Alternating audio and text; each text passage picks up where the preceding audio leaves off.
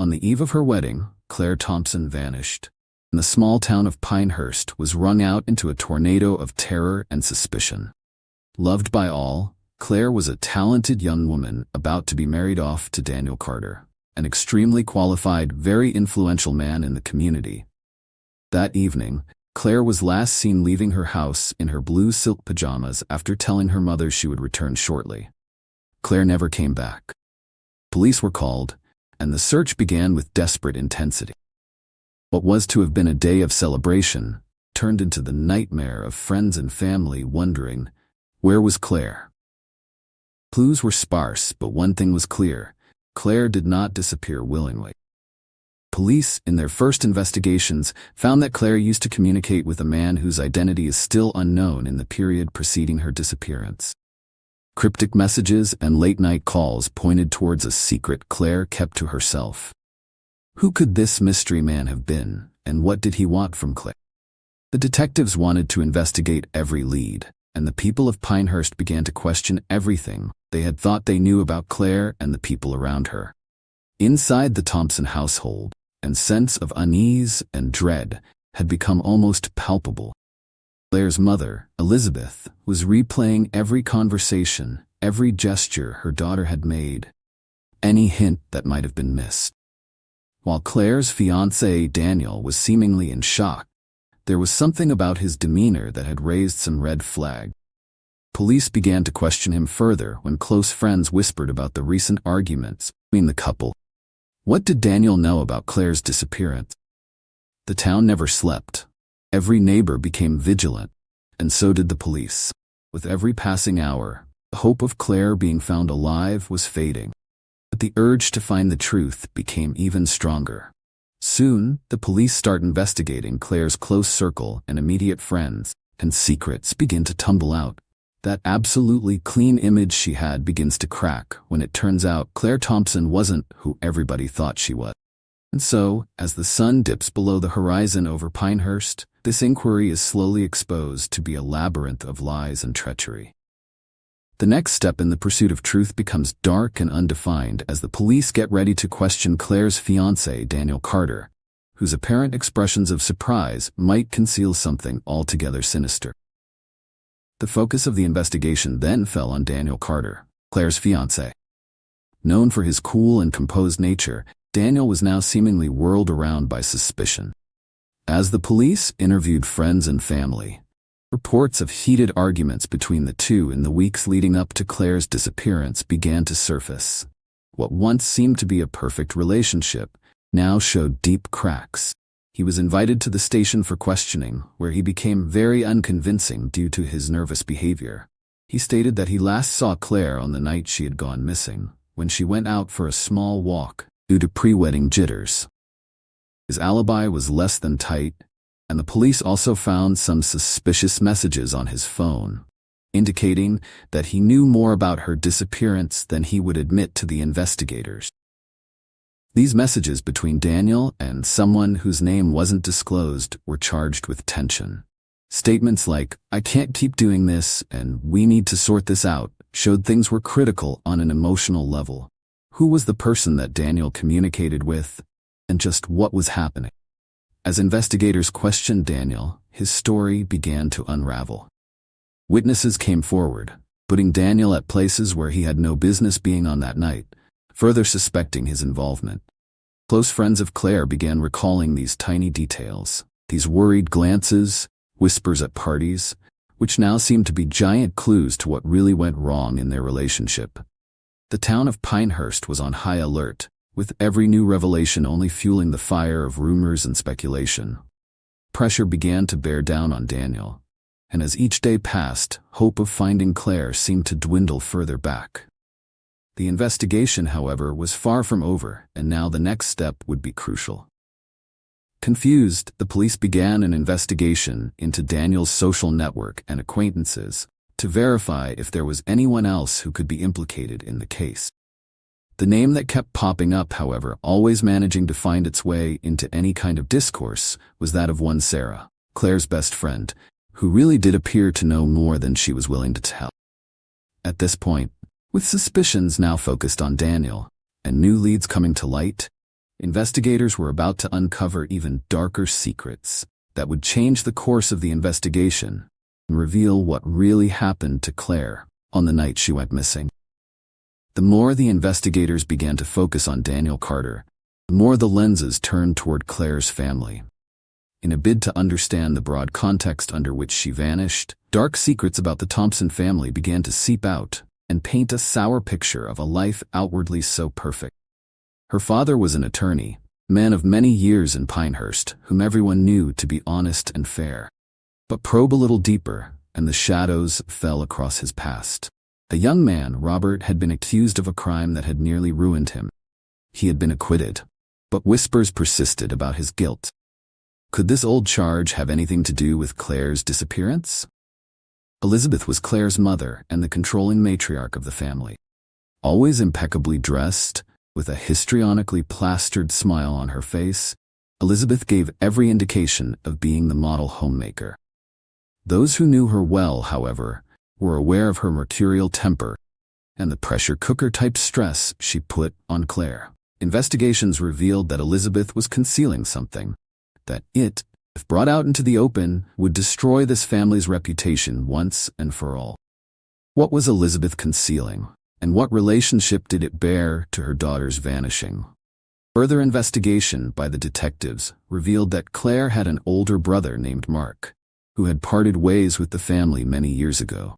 Mark was a black sheep of the family, dealing with unsavory characters and legal cases against him. Attempts to trace Mark came to naught. Now there was suspicion that probably he might be the one involved. Why did Mark disappear, and what really was his relationship with Claire? Family secrets were unspooling like a ball of yarn, and with each thread revealed came more questions than answers. Tension was evident among the Thompsons, full of accusing looks toward one another, and long, silent pauses before giving in to the perfect facade, disintegrating into the dysfunction and conflict well concealed from prying outside eyes. At the center of this whirlwind came the next bombshell. Claire had a confidant, someone outside the family circle with whom she shared her doubts and fears. This was a friend who held real answers to what actually took place that night. Claire vanished. Determined to follow every lead in hopes of discovering the truth, detectives turned their attention to Claire's best friend, Sarah, whose bond with Claire was closer than anyone had realized.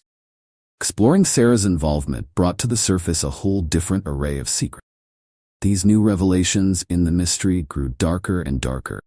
The story was far from over, with the next chapter promising even more disturbing revelations. The police took in Claire's best friend Sarah for questioning. By this time, she had kept her distance from the center of the investigation, though the detectives were aware that she could hold some very vital information. She sat nervously in the interrogation room.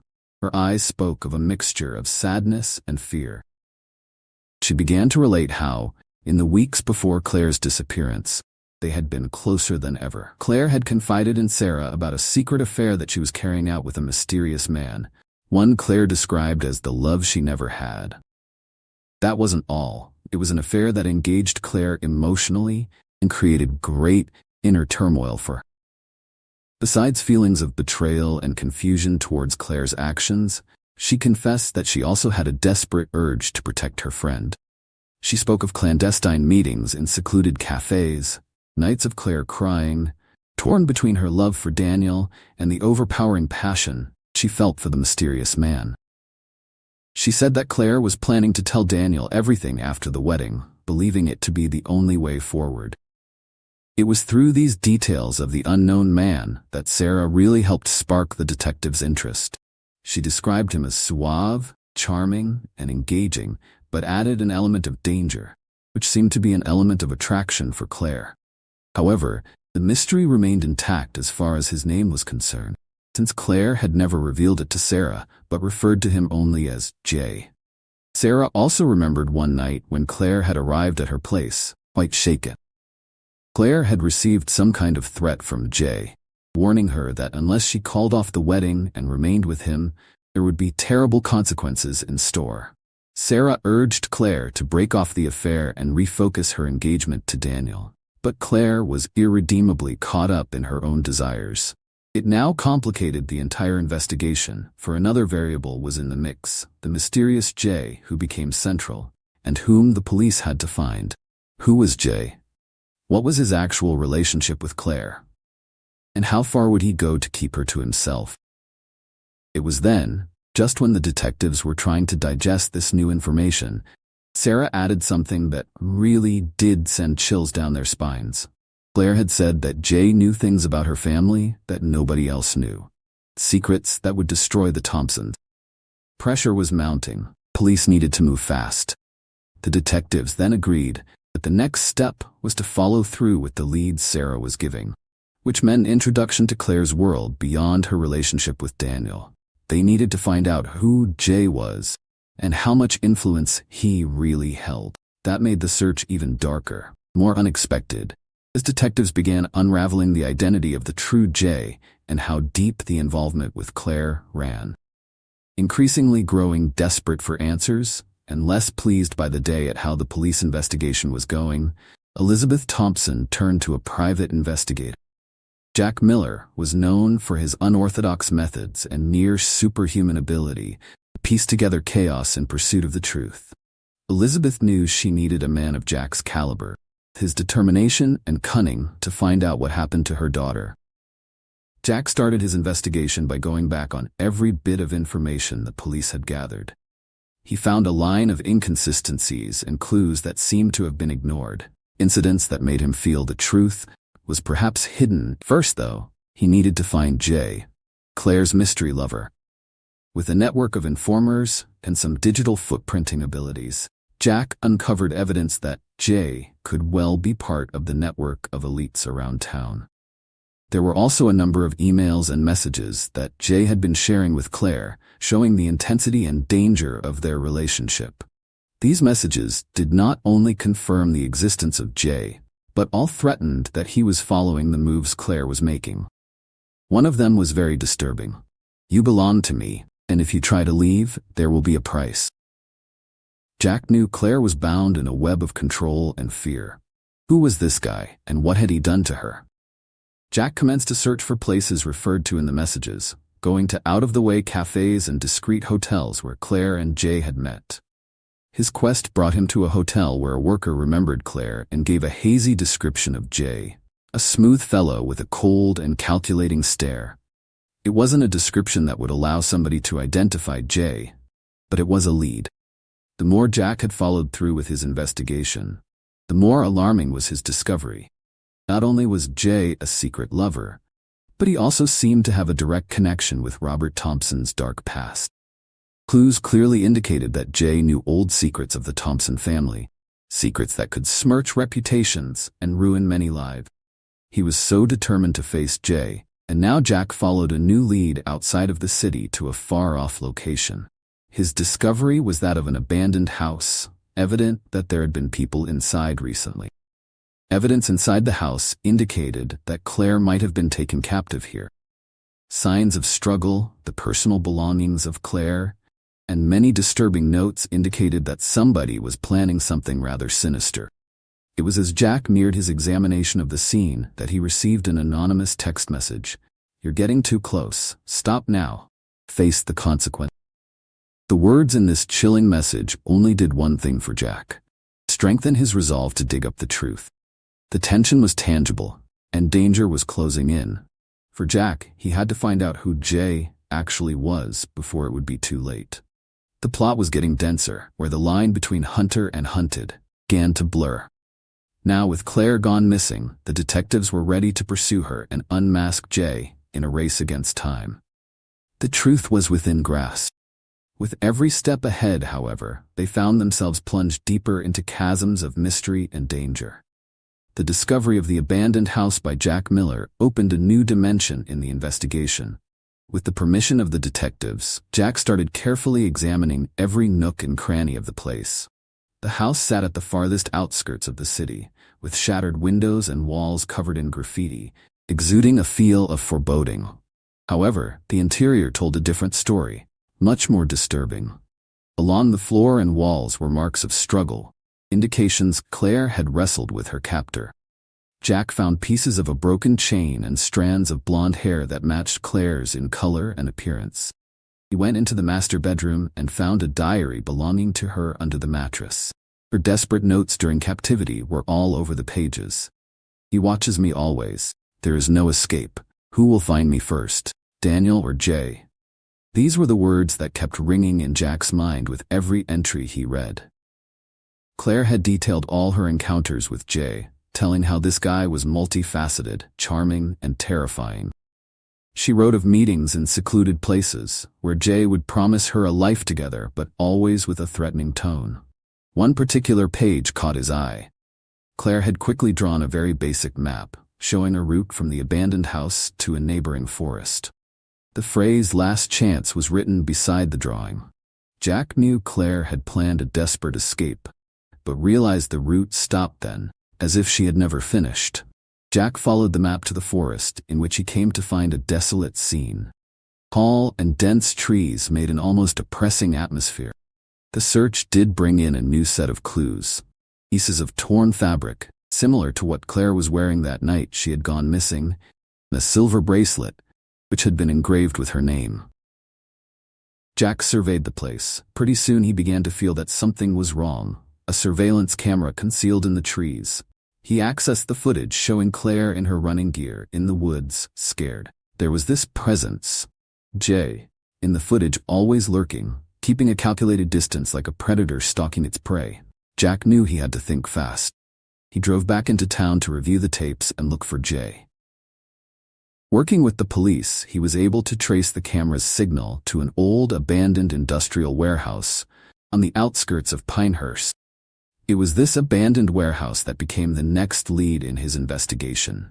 Just as the detectives were to launch an operation raiding the warehouse, Jack's phone rang, surprisingly, from Elizabeth Thompson. She was in a panicked voice, saying that she had received an anonymous message regarding her son Mark's life in case the investigation continued. She said clearly, "They are always a step ahead. Who is Jay? What does he really want?" Knowing this was a move that could make or break the case, Jack and the detectives were determined to unravel this mystery, or more lives were lost. At the warehouse now, they were to face off a cunning enemy who would prove to be ruthless. Every second counted as the warehouse turned into the stage for an impending showdown. The night was heavy with expectations as Jack and the detectives approached an old industrial warehouse.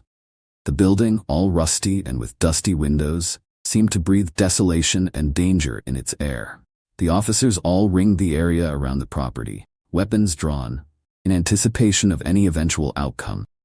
Jack, with all his characteristic determination, pressed on to the main entrance.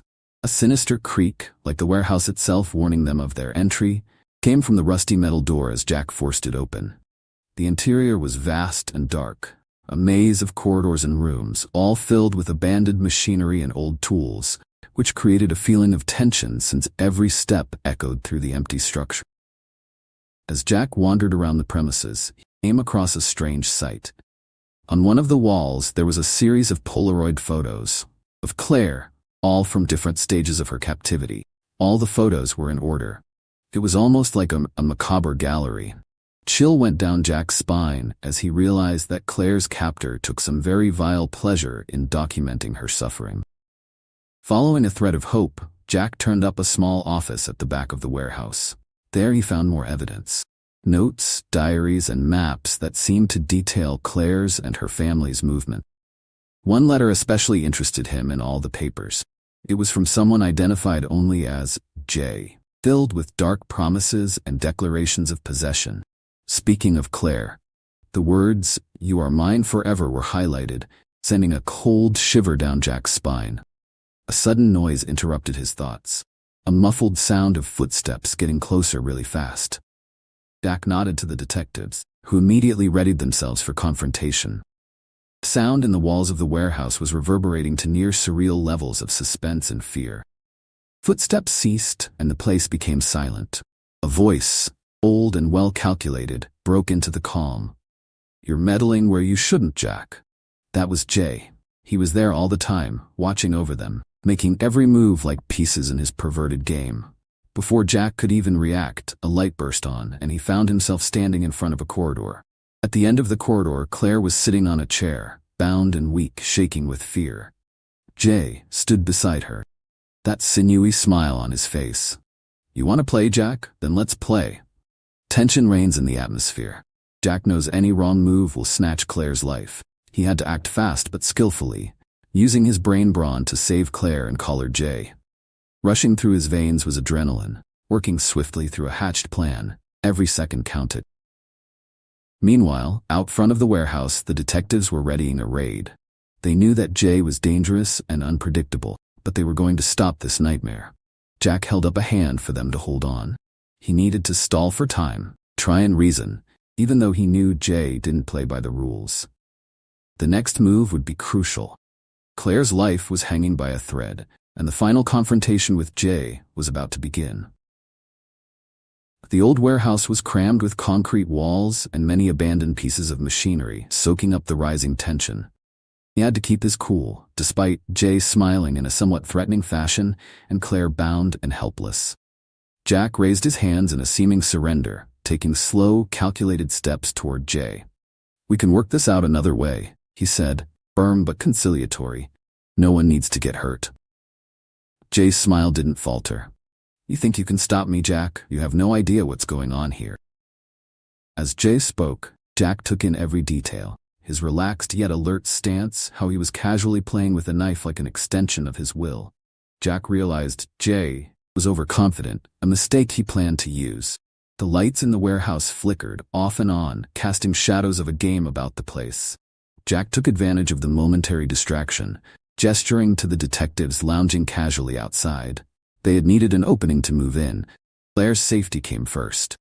"You want to know the truth, Jack?" Jay went on, his voice echoing off the concrete walls.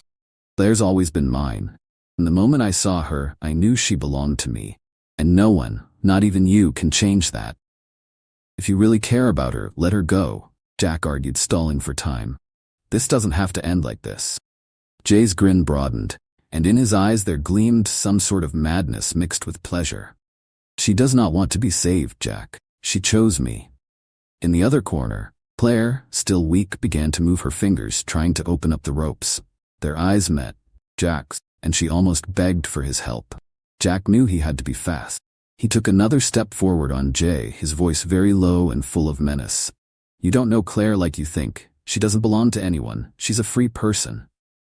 Jay laughed, but there was a rising tension in the laughter. "You really think you can fool me, Jack? I'm always one step ahead." The lights flickered again, then the loud crash of the detectives moving in, surrounding the warehouse. Jay's eyes flashed with anger as he noticed the intrusion. He turned to Claire, his knife digging into her throat. "If any of you move, she dies." This was a situation that was becoming increasingly tense by the second. Jack knew any wrong move could mean disaster. He needed some type of distraction to take Jay's mind off what was happening for just a second, long enough for the detectives to make their move. That's when Jack noticed something on the floor near Jay's feet. A loose piece of metal, big enough to use as a makeshift weapon, lay there. He did a really calculated kick, and the metal piece slid across the floor and really whacked his leg. Unbalanced, Jay staggered a little, just long enough for Claire to wriggle free and fall from the chair. The detectives charged, but Jay was soon on his feet again, dragging Claire with him as he retreated down the corridor. Close behind, the drumbeat of footsteps echoed at the very heart of the warehouse, Jack and the detectives in hot pursuit. The chase was on, tension at its peak. As it turned out, Jack, accompanied by the detectives, began to chase Jay through a maze of corridors in a warehouse, each giving way to even more dangers and secret. The climax was approaching, but the real showdown was yet to come. The chase through the warehouse turned into a wild game of cat and mouse. Jack and the detectives were at a hot pace at the heels of Jay, who moved with surprising agility, Claire in his arms. Shadows and echoes of their movements seemed to jive on the walls of the warehouse, a nearly palpable sense of suspense filling the space. Jay was in the lead. He knew where things were, and his presence seemed almost supernatural. He led her on through hallways that seemed to turn in on themselves. up staircases that were almost hidden, using the environment to his advantage, deliberately trying to shake the pursuit.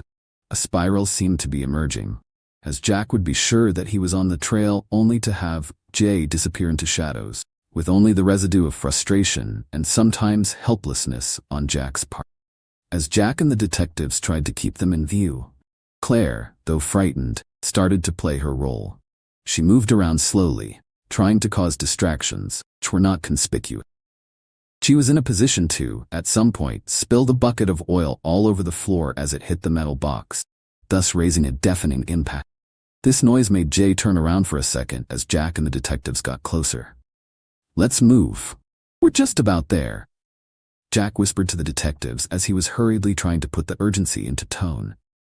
Every hall led to some new maze of danger and puzzles, turning the warehouse into a real labyrinth of tension. In one brief lull, Jack and the two detectives burst through into some old control room that was crammed with panels and video monitors.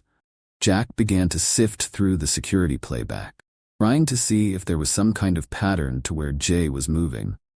The screen flickered with pictures of Claire and Jay running in different hallways, confusing angles. Meanwhile, Jay had discovered a secret room, a sort of refuge in the warehouse that was filled with Claire's and others' personal effects. It was lifeless, revealing Jay's horrifying obsession. On a shelf, Jack discovered a photo of Claire and her husband Daniel attending a social function. Behind the photo was a tiny, hidden camera that taped it all. "He's been watching us the whole time," Jack realized as he watches the footage. It is open to showing Claire and Daniel in intimate, happy moments, a horrific invasion of privacy that spotlights Jay's fixation. It was the sound of a slamming door that jerked Jack back to reality. He sprinted to where the loudness was being heard and found Jay hustling Claire out of the hidden room and into a sprawling freight elevator. Jay seemed eager to get away, but, at the same time, calculative of each move that he made, just as if he knew time was running out. Finally, the elevator door opened again, and Jack knew that this was his last chance. He and the detectives readied themselves. They indicated to take their position. There was too much suspense. Claire was at the brink of an uncertain and probably fatal ending, and Jay was at the cliff edge of an escape route. "Now," Jack ordered as he prepared for the final push. The detectives were in place, the plan set in motion, and the scene was about to reach its inevitable crescendo. Every second counted, and the situation was about to hit its critical point. The lights in the warehouse were crazy, and so was the stop that the elevator made. The rising stage of the platform was covered in dust and various remnants from the building, making a picture of ruin and imminent peril. Claire stood at the very edge of the platform.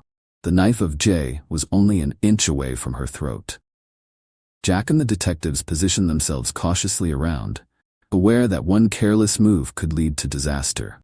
Jack watched Jay with determination but was very cautious. He knew the need to act fast, but every step had to be calculated lest a fatal outcome resulted. That unsettling stare of Jay proved he was prepared for anything, and the tension in the atmosphere became almost tangible. "Let her go now," Jack ordered firmly, his voice echoing across the platform. Jay smiled, his eyes gleaming with cruel, dark pleasure. "You think you can threaten me, Jack? Claire's mine, and there's nothing you can do about it." The air was thick with tension. Claire lifted swimming eyes and a pleading gaze to Jack. "Please help me," she whispered. Jack knew he needed a diversion to take the gun from Jay. He nodded at the detectives, who were poised for action. "Trust me," told Claire. Jack calmly bent down, scraping up a piece of metal from the floor, and threw it toward Jay, hoping to disarm him. Jay, startled, turned around and the knife dropped, clattering along the floor. With this chance, Claire moved away from the edge of the platform. Her breathing was ragged with relief and fear. The detectives moved in to box Jay in, to take him down.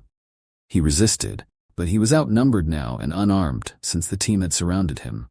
After one last furious look at Jack, Jay at last gave in, being handcuffed by the detective. Some of the tension in the warehouse subsided, and Jack stepped forward carefully to bring Claire to her feet. She was shaking visibly now, but safe. "It's all right now," Jack said, trying to offer comfort. Claire shook with her voice to thank Jack. I thought I'd never get out of here. Thank you for saving me." Jack helped her off the platform, where medics were prepared to administer first aid. The warehouse was quiet now, with everyone appearing to take one collective sigh of relief. As Claire was whisked away to be treated, Jack saw Jay loaded into a police cruiser. But the look, though, that had been given him by Jay still there, piercing but offset with justice, was the case closed, yet still reverberating on impact. Jack turned to the detectives, worn but pleased with the result. "Good job, guys. We did it." They nodded at him, sharing that moment of relief and accomplishment. With the case closed, Jack looked around at the now empty warehouse, which seemed to have witnessed much horror. But at the end of it all, it was a victory of courage and will. Claire was safe, and Jay's threat was neutralized. Now the silent warehouse seemed finally to be free from that shadow which haunted it. A new sun was coming out, with newfound hope and the promise of recovery. Jack was feeling quite tired, but deep inside, he was really satisfied that he had performed his duties as required. He knew that scars would remain, but at least justice had been done, and some piece of peace recovered again.